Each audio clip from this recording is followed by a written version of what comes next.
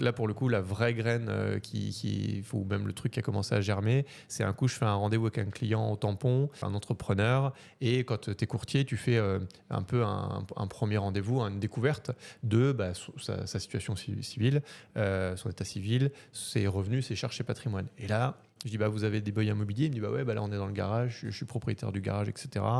J'ai ma résidence principale. Et là, on commence à enchaîner. J'ai une maison aussi, machin. Puis là, je suis en train de finir une construction, machin. Je dis, et moi, dans ma tête, un peu ce fameux fausse croyance me dit, mais pourquoi il m'appelle? Ça passera jamais. Tous les crédits qu'il a, c'est mort, quoi. Et puis, il me dit, là, j'aimerais bien, du coup, acheter... j'ai vu une petite maison au-dessus, là, elle a l'air sympa. Ça fait longtemps que j'ai les yeux dessus. Et là, le mec a mis en vente. Faites-moi une simulation. Et là, je fais mon truc et tout, je sors ma calculette.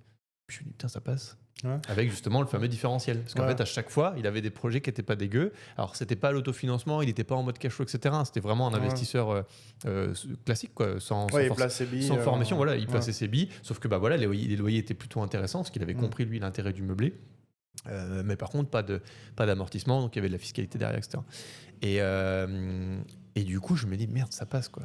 Et là, je fais le lien, je pense, dans ma tête entre la vidéo que j'avais vue avant et le mec qui a une ribambelle d'appartements et je fais un nouveau projet à 200 000 et ça passe. Et je me dis, pourquoi en fait je suis le mieux placé pour le faire? J'ai tous les banquiers à portée de main, je suis pas trop con, j'ai des études dans la banque, donc je sais un peu les montages possibles, etc. J'avais dû prendre, j'imagine, beaucoup d'informations auprès des agents immobiliers aussi à l'époque sur les bonnes résidences et tout ça.